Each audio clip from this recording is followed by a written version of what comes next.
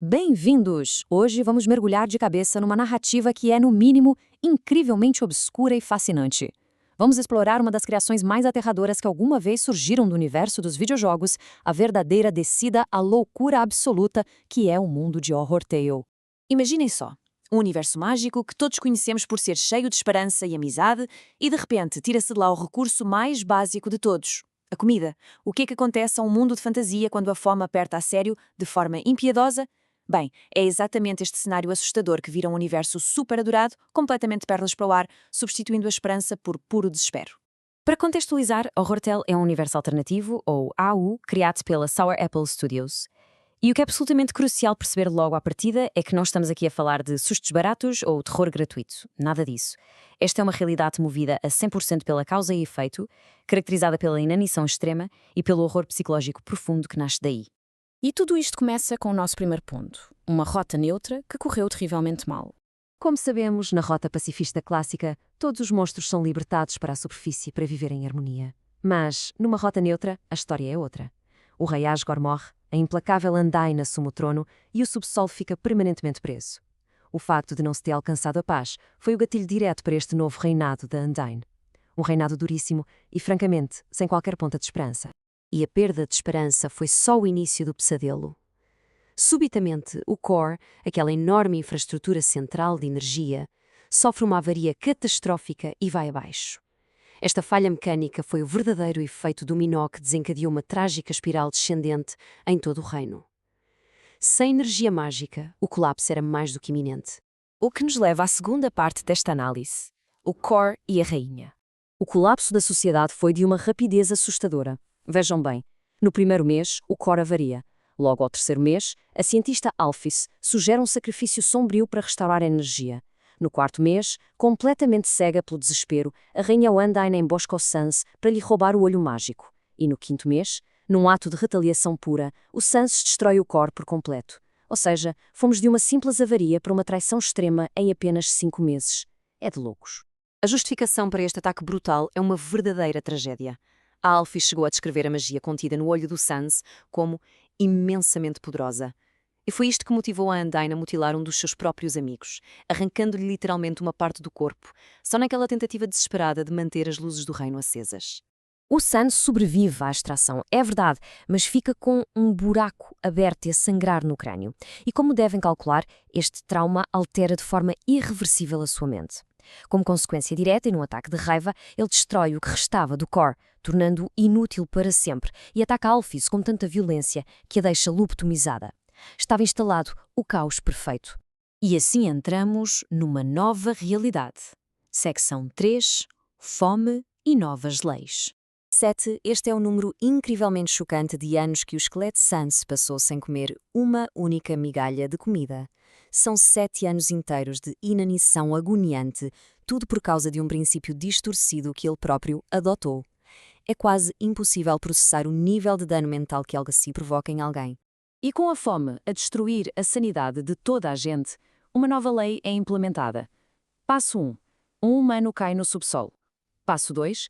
Esse humano é ativamente caçado e colhido como carne. Passo 3. Os humanos passam a ser consumidos como alimento, em vez de se recolherem as almas para quebrar a barreira mágica. Esta diretriz macabra foi criada pelo Sans, não só para priorizar a sobrevivência do dia-a-dia, mas também como uma retaliação direta e rancorosa contra a rainha Undyne. É aqui que aquela famosa frase do Flowey ganha um peso completamente novo e aterrador. Neste mundo, é comer ou ser comido. Aquilo que antes era apenas uma filosofia metafórica sobre o poder, transformou-se literalmente na verdade biológica mais nojenta e cruel do universo de Horror Tale. Isto muda tudo, especialmente para os residentes de Snowdin. Vamos olhar para os estorcidos irmãos esqueletos. O contraste é da noite para o dia. Lembram-se do Sans clássico? Alegre, preguiçoso, adorava ketchup e de pregar umas partidas inofensivas? Em total oposição, temos o Horror Sans, psicótico, anda com machados atrás de si e tira um prazer real da tortura psicológica. O dano cerebral contínuo, a traição que sofreu e aqueles 7 anos de fome profunda estilhaçaram completamente a personalidade dele. E o humor dele? Bem, esse humor distorcido atinge o auge do terror com a frase "sai um head dog". Pois é, em vez dos seus habituais e inofensivos cachorros quentes, ele agora lida com decapitações humanas e faz disso uma anedota sinistra. mostra bem o quão perturbador e sádico o seu sentido de humor se tornou para lidar com o novo normal. Mas e o Papyrus? O que é que lhe aconteceu no meio disto tudo? O detalhe mais triste, talvez, de toda a história é que o Papyrus, lá no fundo, continua a adorar fazer os seus puzzles. Ele mantém aquela sua inocência característica, mas foi corrompida até ao osso. O seu célebre e tão adorado esparguete especial é agora confeccionado com carne humana. Tudo isto apenas para garantir a sua própria sobrevivência.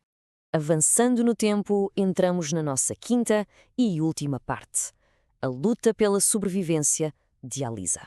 Décadas depois deste colapso, o peso deste pesadelo cai sobre os ombros da Alisa, uma rapariga que tem apenas 12 anos. E há um detalhe importantíssimo: o traço da alma dela é muito invulgar. É um medo. Este traço tem resíduos de determinação, o que lhe permite voltar à vida depois de morrer, como em qualquer jogo. Mas atenção, o custo desta ressurreição em Horrortel é assombroso. Ela retém no próprio corpo as cicatrizes brutais e literais da forma como perdeu a vida. Cada morte deixa uma lembrança permanente. Felizmente para a Alisa, ela não está completamente sozinha. A Flor Flowey acaba por atuar como um aliado genuinamente útil neste ambiente hostil. O Flowey partilha regras de ouro fundamentais para sobreviver: manter a determinação, ter imenso cuidado com a psicose crescente do Sans, tentar puxar o Papyrus para o lado dela para conseguir proteção e, acima de tudo, ficar absolutamente imóvel se a floresta se quer rosnar. E ao longo de toda esta narrativa brilhante que chegamos a um dilema moral gigantesco. A navegar constantemente neste terror, a Alisa depara-se com uma escolha incrivelmente difícil. Será que ela deve deixar que o Flowey tome as rédeas e simplesmente erradique estes inimigos temíveis para garantir a fuga dela? Ou será que deve tentar encontrar uma nesga de humanidade em si própria para simpatizar com monstros que só estão a agir assim devido à fome extrema? O que nos traz, finalmente, a esta última provocação. Se qualquer um de nós for empurrado até ao limite absoluto e inimaginável da fome, quem é que se torna o verdadeiro monstro? Esta análise prova como o desespero e a necessidade conseguem reescrever por completo o conceito de moralidade. A grande tragédia de Horrortale é a percepção de que o verdadeiro vilão aqui foram as circunstâncias impossíveis. É uma reflexão poderosa e que deixa, sem dúvida, uma vontade imensa de ir explorar as páginas desta banda desenhada sombria a fundo.